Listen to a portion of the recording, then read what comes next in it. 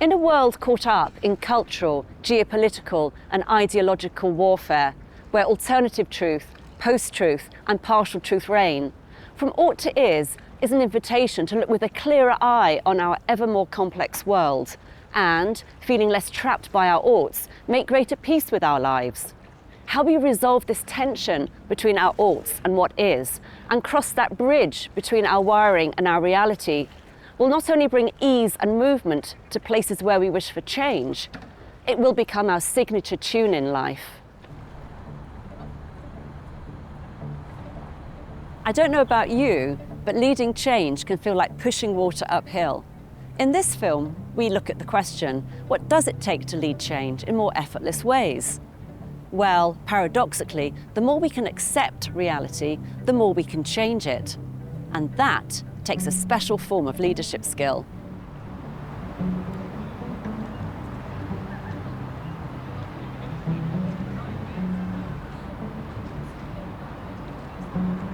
Our research at Still Moving has shown how a prodding, shaping leadership style only produces kickback and disaffection, and, more dangerously, glosses over what is truly the case.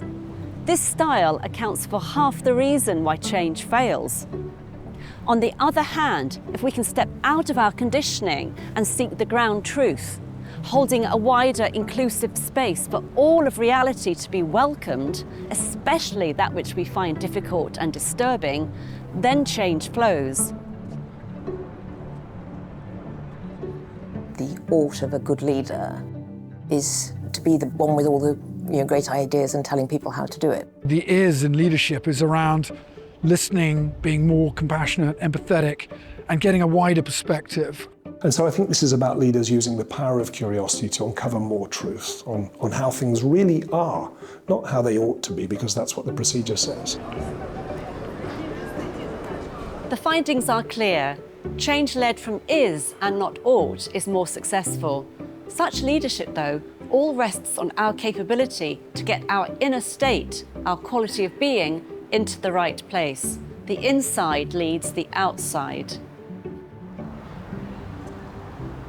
I have this quite strong ought, leaders should know all the answers. I did actually get some feedback from a programme once that making more space for input from others would be very beneficial to my leadership. But bit by bit, I found that as I made more space and people contributed more, both that it actually led to much better outcomes, but also that everybody was much more energised. So I realised that it was being more effective, and therefore it's quite easy to do that more often. Always what happens in large events with large groups is this circle gets formed. And I've come to predict it with 100% accuracy now. And to me, what I say was, well, now we've created this circle, which is a representation of our potential. And if we're really willing to step into what's happening here, the truth of the situation, the difficult conversations we're ignoring, the things we hope that we don't have to face because we've hidden them very carefully and skillfully under the rug or behind some PowerPoint slides, are we willing to step into this conversation? And if we are, then let's step in and close this circle up and come a bit closer together. And it's always a transformational moment, and it sets the tone for everything that comes afterwards. Not about me, it's about them. And that requires stepping really into the what is, which sometimes with a big group at certain points in time can be really scary. Perhaps it feels safer. It feels like we're more in control. Maybe we won't upset someone. Maybe we're not so vulnerable because we're doing what's expected of us. So perhaps that feels like, well, I'm not risking so much of myself. No one's going to laugh at me if I do exactly what's expected. They'll just go, great, good job.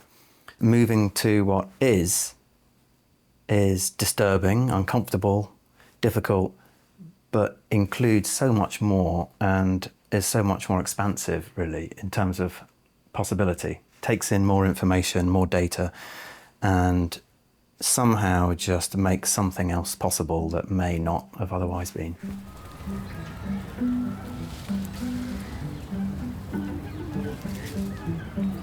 There's so many risks in leadership, and it's scary, but actually so many leaders over time have been brought down by the fact that they haven't listened. They haven't heard the unheard. They haven't heard the voices in the room that are quiet or the feelings and emotions.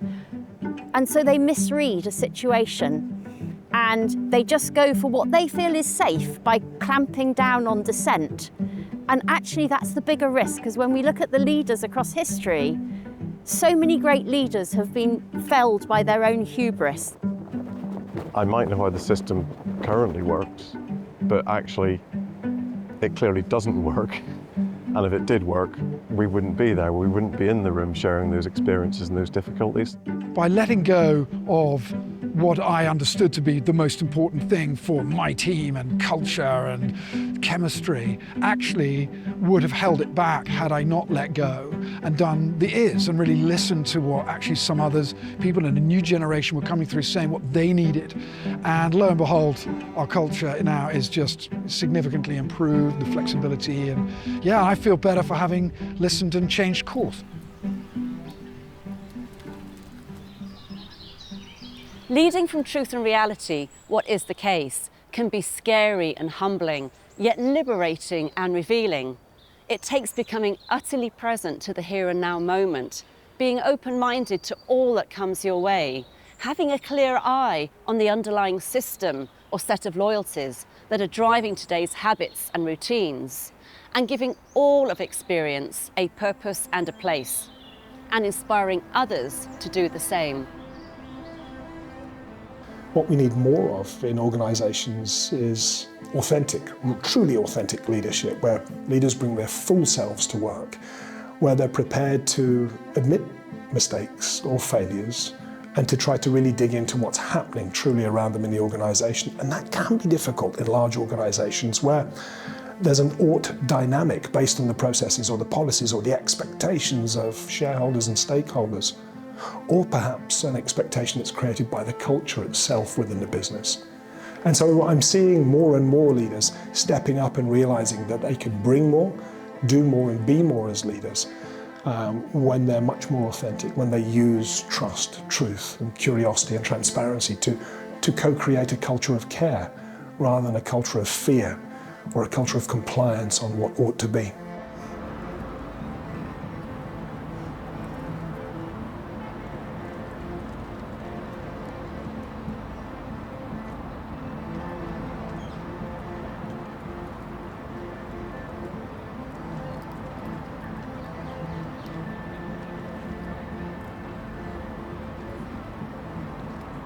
Great change leaders seek truth and welcome reality. They help a system see itself. It's far more dangerous to stay within the comfort of unexamined codes and perspectives. With truth in the room, we build the courage and create the freedom to choose a new path.